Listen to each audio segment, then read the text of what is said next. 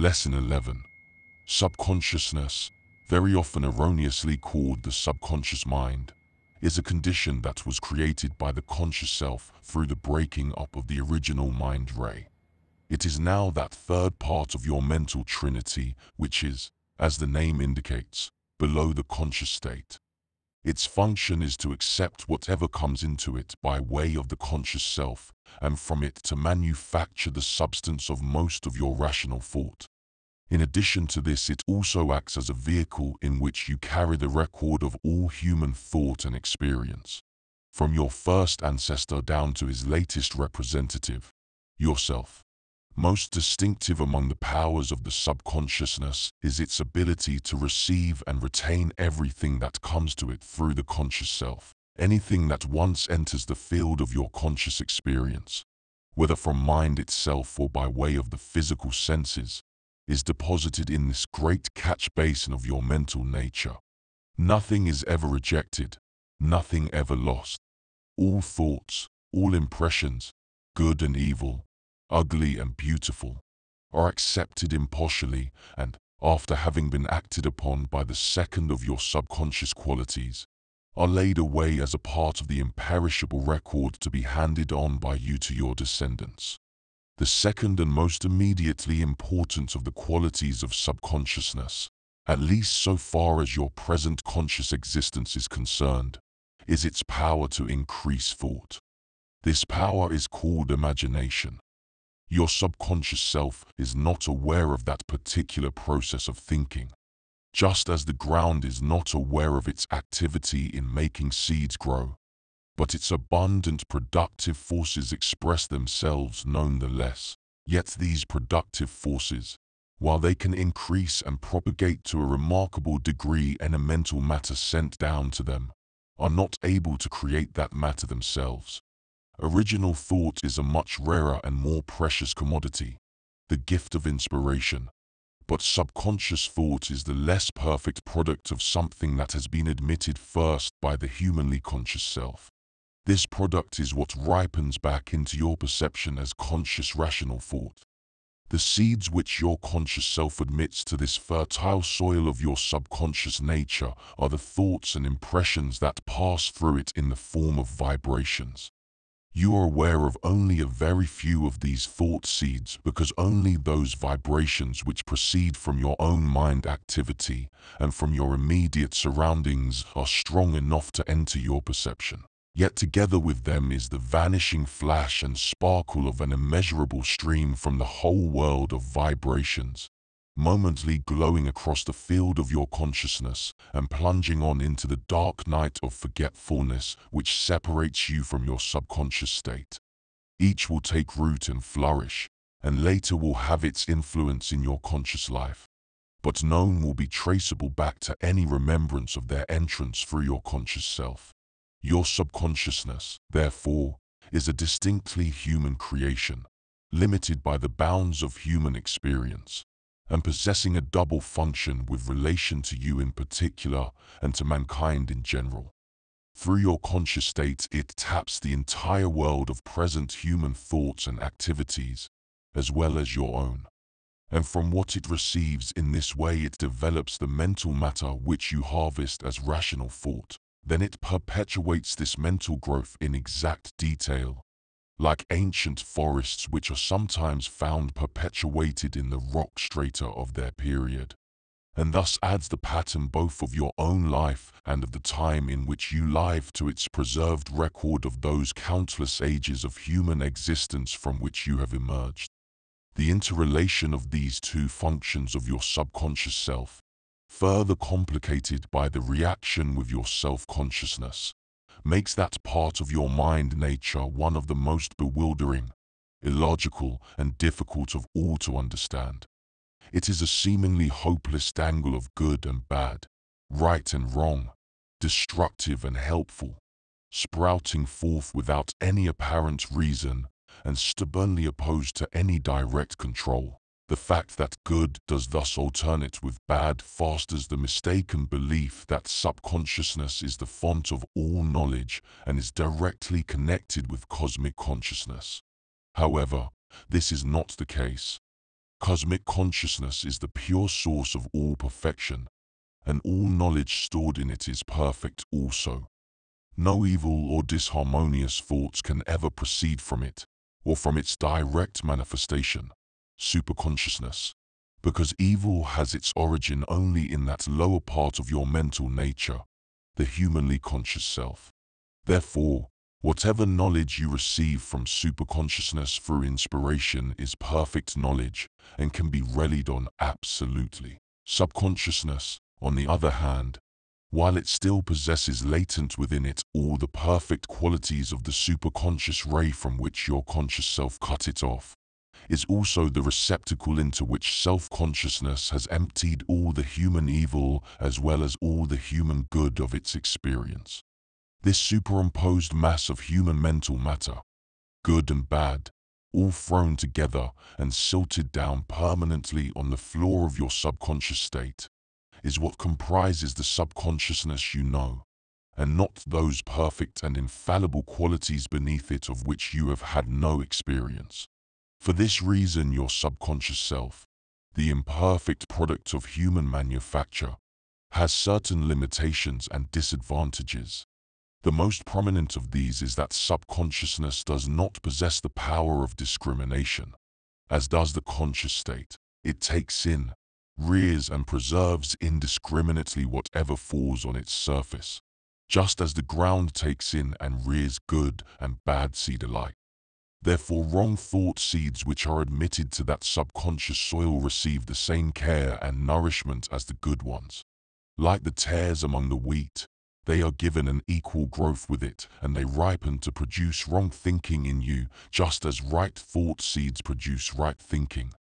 That is why any direct control of subconsciousness is so difficult, because whatever once gets into it will increase and bear fruit and be recorded as a part of the permanent record within you in spite of yourself, as it has always done.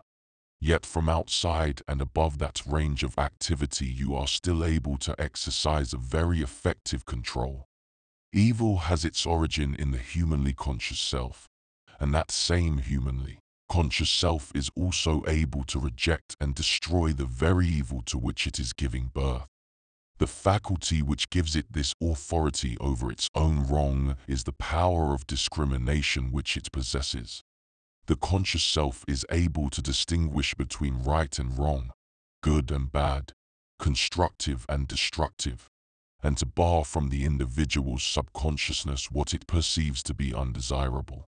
Thus evil, which is the perversion of good by that imperfect human member of our mind trinity, is able to gain admission to the subconscious mental field only through the weakness or negligence of the conscious self. The trouble with this faculty of conscious selection is its limited application.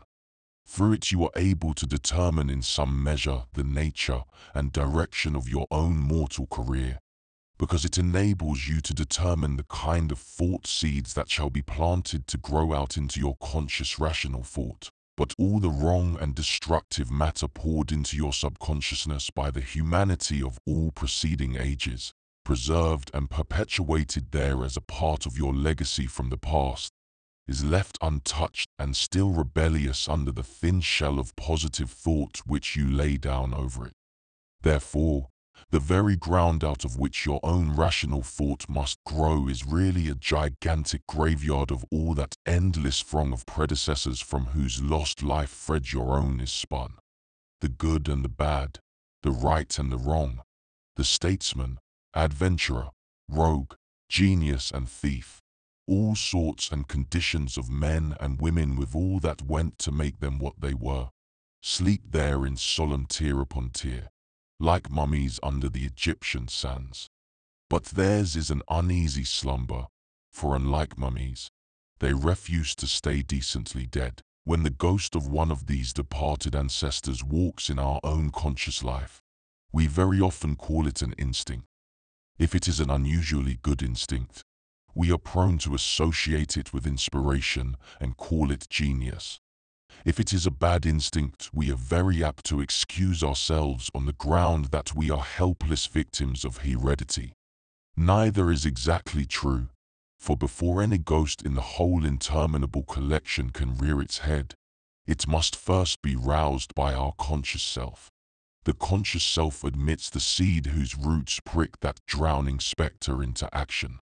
This is not a haphazard process, but one so exactly regulated that each seed seeks unerringly the buried individual in you whose essence renders it most congenial to the elements demanding growth. Through vibration the proper affinity is established, and the evil seed thrusts its tendrils into the soil whose nature makes it most fertile for that particular brand of evil, just as the constructive seed tends toward the soil which takes its flavor from a correspondingly good individual reposing in it.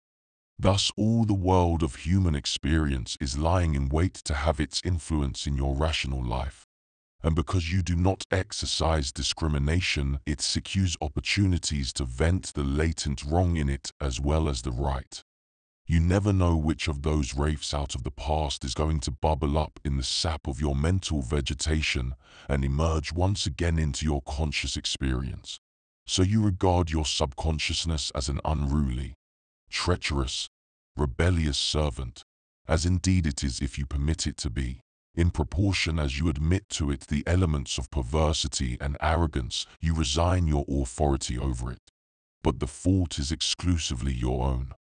When you subject it to the firm and intelligent control it needs, you will find it only too ready to serve you. You have, therefore, a double problem to face. First, to prevent more evil from entering into your subconscious soil and growing out to poison your immediate rational life. And second, to clear away that almost illimitable rubbish heap of wrong and destructive thought which has been imposed upon you by the whole erroneous thinking of all humanity. From the beginning until now, there are two ways to meet this problem.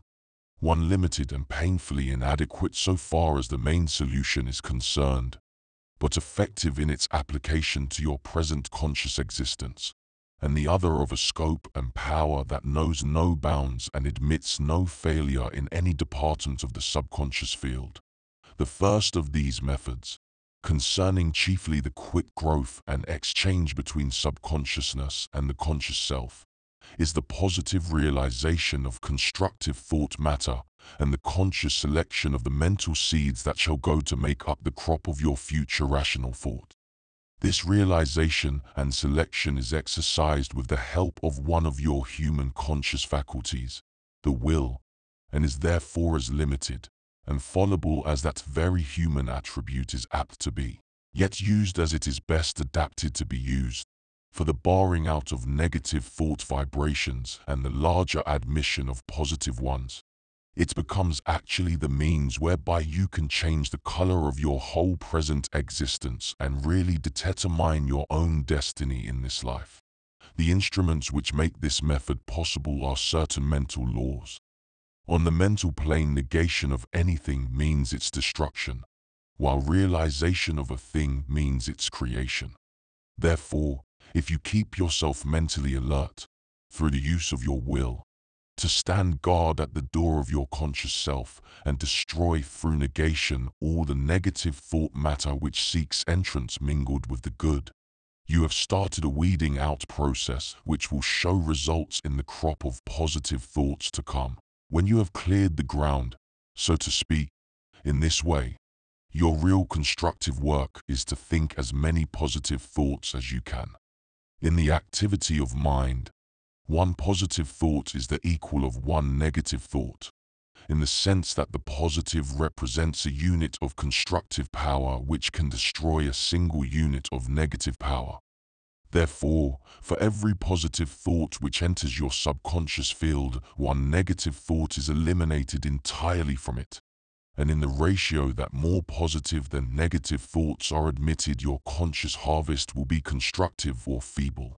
Yet this process, thrown into tiny relief against the gigantic mass of wrong and destruction heaped down on us by all mankind through the uncounted centuries of its existence, reveals how utterly hopeless and beyond the remotest possibility of accomplishment the correction of all that evil would be if we had to depend on our own limited human forces. No amount of positive realization that the conscious self of any individual could ever be capable of producing would suffice to gnaw away even a perceptible fraction of that ponderous bulk of wrong. For no individual can hope to combat singly the resistless tide of all the ages of wrong thinking, driven on by the weight of all races and all people whose lives their minutes have measured.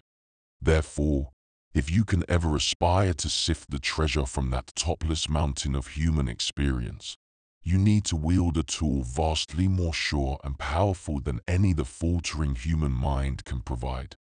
This tool is supplied by universal life energy, whose use constitutes the second and by far more comprehensive method of purifying your subconscious self. Universal life energy is the one saving ray of hope for mankind in that great task, because it is both the one perfect and uncorrupted power to which no plane of our being can deny admission, and the one whose constructive and harmonizing force no negative power is able to withstand. It is the stuff of which everything is made, and to which everything must eventually yield, and in its action is as sweeping as our conscious human forces are limited. Where negation destroys one negative thought, universal life energy at a touch explodes millions, and on its larger scale accomplishes for the entire field of subconsciousness what negation only imperfectly achieves in one small department of it. Every time you contact universal life energy, you admit it not only to your physical body, but to the plane of your mind as well. There it sinks into and permeates not only the active surface growth and exchange from which your conscious life derives its existence, but also the whole buried field of all preserved thoughts and experiences from which the countless lives of the whole humankind were once made up. Nothing is immune to its healing touch, and nothing negative is able to escape or withstand the constructive power of its flow. Just as it corrects and eliminates imperfections on the physical plane, so it wipes out on the mental plane the flaws of which they are most frequently the reflection. The organ of your subconsciousness, as explained in the 10th lesson, is the back part of your brain and the solar plexus, or abdominal brain. That is the sayat in you of the subconscious mind condition which effervesces into the matter of your rational thought, and which holds in its depths all the immeasurable ill and good, the positive and the destructive, the woe and joy and hate and love that has been ground out as the fabric of conscious human life during all the ages of mortal existence. From that sodden mountain you must let the cleansing current of life force wash clear the veined gold of positive thought that laces its somber mass, and by so doing you will not only benefit yourself, but will help mankind a little nearer to the realization of what its problem is to realize in this human phase of its evolution: the fundamental perfection of the subconscious self. That perfection, latent in subconsciousness since the time when it was first split off from the perfect mind ray, waits only for a way to be broken for it through the successive crusts of imperfect human thought and experience which the conscious self has laid down over it. Your task is to open that way by eliminating consciously, with the help of universal life energy, all those negative crusts, and thus to bring the good walled up in your subconsciousness into expression. By filling your solar plexus, the organ of your subconsciousness, with the energizing flow of life force, you will be able to accomplish this. It will not only destroy those monsters conjured up by the perverted activity of the human consciousness and set to guard jealously the inner treasures of your heart, but it will enrich that precious hoard still further by emphasizing and strengthening the positive thought elements within. Then when you penetrate into that treasure house of yours, you will find there everything you can want or need in superabundance. The operation of universal life energy, and the help derived from it, is due purely to its unvarying activity in stimulating, strengthening and harmonizing. It does not create anything new to add to your mental nature, because there is nothing new which is positive that can be made to add to it. all that it has possessed from eternity. And the only aid which can or needs to be given by universal life energy is the gradual lifting of all negative thoughts, impressions and habits which are buried in it, and their elimination in the form of vibrations. This is done automatically each time you contact that universal force, because universal life energy is both all-powerful and basically harmonious, and disharmonious vibrations cannot prevail against it. When you combine this use of universal life energy with the method of mental negation and realization, you form an alliance which safeguards your subconscious mental field absolutely. Through negation, you prevent more negative matter from entering in to grow up and corrupt further the mental soil. And through the use of universal life energy, combined with positive realization, you purify that soil of all the evil bedded in it, and waiting only an opportunity to express itself. This elimination of the negative first by the methods above cited, and not the mere covering of it by positive suggestion, is essential for the proper scientific training of your subconsciousness. To suggest the positive without first eliminating the negative would be like putting a coat of paint on a metal object covered with rust. At first sight, all will appear well, because the rust is hidden under the paint. But although the object may look sound and clean, the rust under that paint is increasing all the time through the chemical action of the air which still remains in the pores around it. Presently the paint will flake off, as it has no substantial foundation, and the rust breaking through will make the object much more shabby and disreputable than before. Therefore, unless the negative rust in you is cleaned away first, the good which you try to lodge in your subconsciousness can get no firm hold and will not be very lasting in expression. Moreover, the destructive matter buried under that coating of good will have plenty of assistance in breaking out because of the evil which you also admit. The wrong thought vibrations which sink into your subconsciousness all have an affinity in the wrong already stored there, and the mutual response between the two is in effect the same corrosive action observable in resting objects. And the ultimate result is quite as unlovely as that described in the physical example above. Finally, the constructive power of the universal life energy with which you flood your solar plexus will manifest itself in a way that is of supreme importance to you in your conscious life, namely, by increasing your power of imagination. Imagination, as stated previously, is the power to make thought grow out and produce. But the strength of that power, the measure of its productive capacity, is the fertility of the subconscious soil to which it belongs. By eliminating the negative, universal life energy performs the first service for imagination, for in proportion as the subconscious soil is corrupted by wrong thought vibrations, its constructive producing power is reduced. A pure soil is the best foundation for a rich harvest, but it also needs something besides purity. It needs energy, the strength to put its clean qualities into vigorous expression through the seeds that fall on it.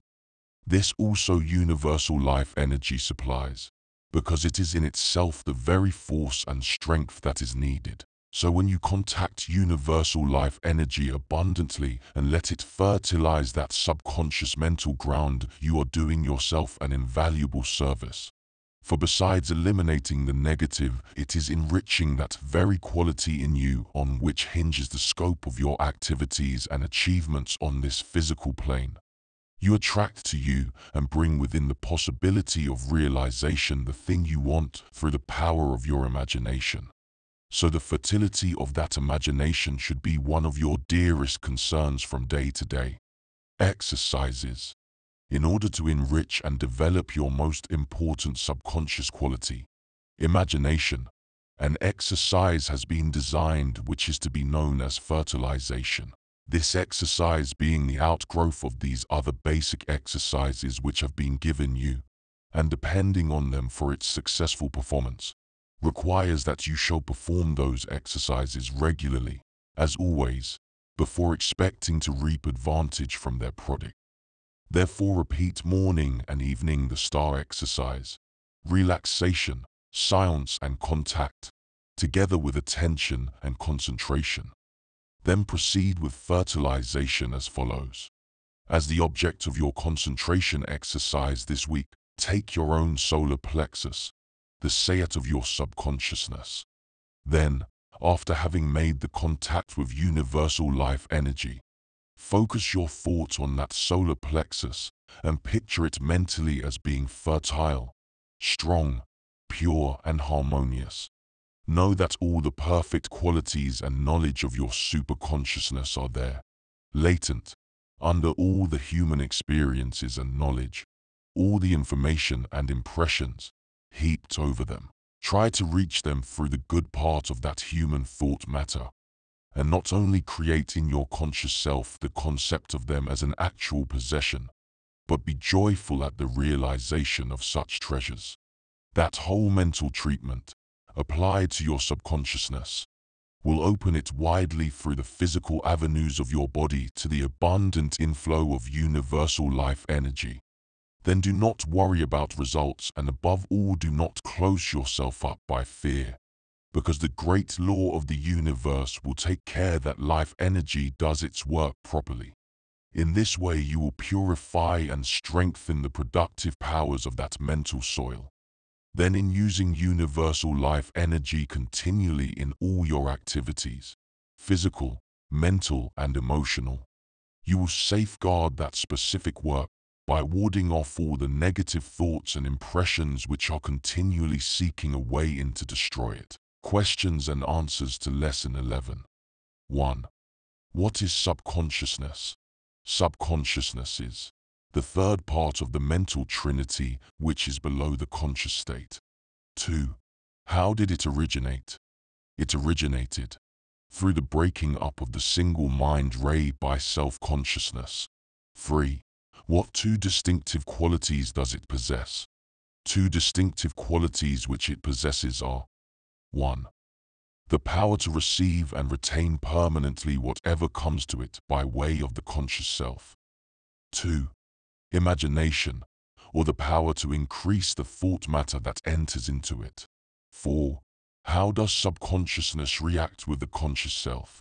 Subconsciousness reacts with the conscious self by tapping the whole world of human thought and experience through the conscious state, increasing the thought matter thus received, and yielding it back in its augmented form as the substance of the conscious rational thought. 5. What are the qualities and limitations of the subconsciousness? The qualities and limitations of the subconsciousness are that it possesses all the perfect qualities and powers of its source, the perfect mind ray, but buried out of reach under the superimposed mass of all human knowledge, good and evil together, which the humanly conscious self has dumped down upon it since the beginning of its existence. 6. In what respect is it dangerous to the individual? It is dangerous to the individual in that it lacks the power of discrimination, and receives, nourishes and sends back to the conscious self the evil as well as the good which is admitted to it. 7. How can subconsciousness be consciously controlled? Subconsciousness can be consciously controlled by the exercise of the power of discrimination, which is a quality of the conscious self, to determine what matter shall be admitted to subconsciousness. 8. What are the two methods for purifying subconsciousness? The two methods for purifying subconsciousness are: 1. Mental negation and realization. 2. The use of universal life energy. 9. Which of these methods is limited, and why?